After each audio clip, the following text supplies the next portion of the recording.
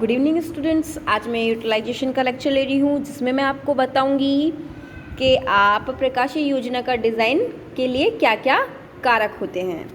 तो इसमें सबसे पहला पॉइंट प्रदीप्ति स्तर। अब हम प्रदीप्ति स्तर में क्या करते हैं, इसमें हम एक लेवल देख लेते हैं कि आपको जो लाइट है कैसे कलर्स के लिए, कैसे रंग रूप या किसी भी भौतिक गुणों को लेके कि किस तरीके की आपको लाइट डिज़ाइन करनी है। इसमें मैं आपको बताऊंगी वस्तु तथा दृश्यता के बीच की दूरी। यदि आपने पढ़ा होगा फिजिक्स में कि यदि आपके कोई वस्तु हो वो दूर रखी हो तो आपको थोड़ी छोटी दिखाई देती है। यदि आपको छोटी दिखाई देगी इसका मतलब उसे देखने के लिए आपको अधिक प्रकाश की आवश्यकता पड़ेगी। तथा अब नेक्स्ट है वस्तु तथा बैकग्राउंड के बीच का वर्ण विक्षेप।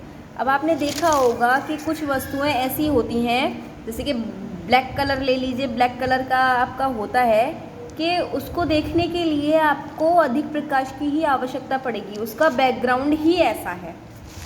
अब चाल्यमान या गतिमान स्थितियाँ, आपको स्थिर वस्तु देखने में इतनी डिफ़िकल्टीज नहीं होती। आपने देखा होगा कि एक साथ स्पीड में कोई चीज़ निकल के जाती है तो आपको जो नॉर्मल जो उजाला होता है, नॉर्मल प्रदीप्ति होती है, उसमें आपको दिखाई नहीं देता। लेकिन आपके जो इल्यूमिनेशन है वो अच्छा हो तो आप गतिमान वस्तु को भी अच्छे से देख सकते हैं। अब देखने का समय, हमें कम समय में देखेंगे, जैसे कि हमें 1 घंटे का काम है या 5 मिनट का काम है, हमने क्या किया, इल्यूमिनेशन जला दिया और फिर 5 मिनट बाद बंद कर दिया।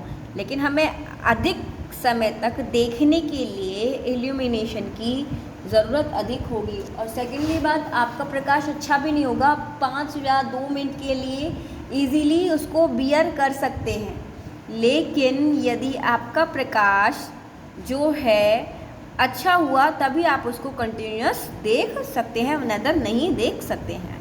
अब है वस्तु का परिमाप। आपने देखा होगा कि कुछ वस्तुएं बहुत छोटी होती हैं जिन्हें आप माइक्रोस्कोप से देखते हो, है ना। इसी प्रकार एग्जांपल दे रही हूँ मैं सिर्फ आपको ये।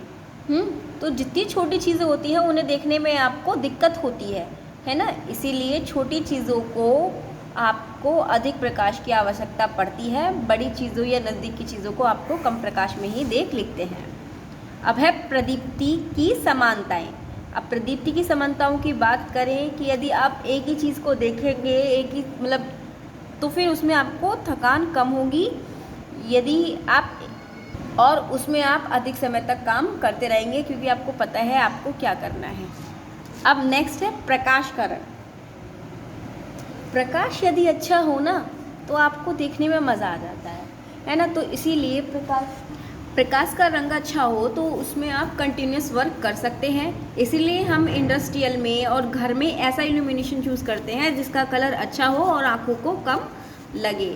अब है परछाई। अब जो आपका जो प्रकाश होता है वो परछाई रहित होना चाहिए। यदि उसमें शैडो बनती है तो फिर क्या होगा, आपको देखने में दिक्कत होगी, आँखों में थकान होगी। आँखों में थकान के कारण आपका सर दर्द होगा और आपको पूरे दिन थकान सी ही रहती है। इसलिए आप जो इल्यूमिनेशन चूज़ करें वो मैक्सिमम कोशिश करें कि उसमें छाया जो हो या परछाई हो वो ना बने।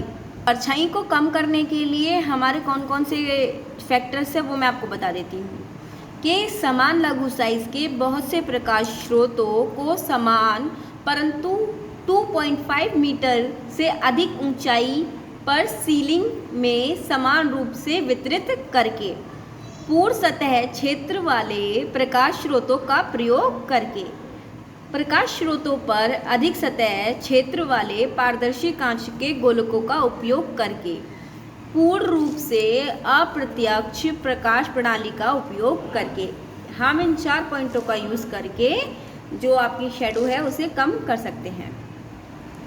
नेक्स्ट है आपका चौंध के बारे में मैं आपको बता चुकी हूँ, लेकिन चौंध के बारे में आपको सिर्फ मैंने इतना बताया था कि आँखों में चुभता है, आँखों को कष्ट देता है, जिसके कारण आपका सर दर्द होता है और आप चक्कर खा के गिर जाते हैं। लेकिन एक प्रॉब्लम ये भी है कि चौंध में आप आसानी से देख भी नहीं सकते, तो आपके आँखों को चुभता भी है और आपको देखने में भी परेशानी करता है।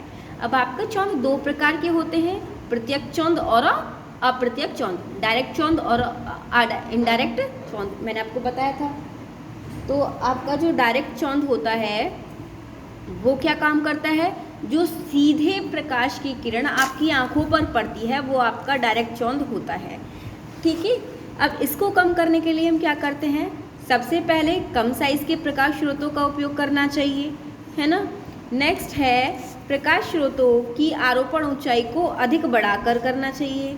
प्रकाश स्रोतों में केवल जो फ्लुओरेसेंट ट्यूब्स आती हैं उनका उपयोग करना चाहिए। है प्रकाश स्रोतों से प्रकाश को क्षैतिज से 20 डिग्री के कट ऑफ पर रखना चाहिए और इनके परावर्तकों को वहीं पे उपयोग करना चाहिए।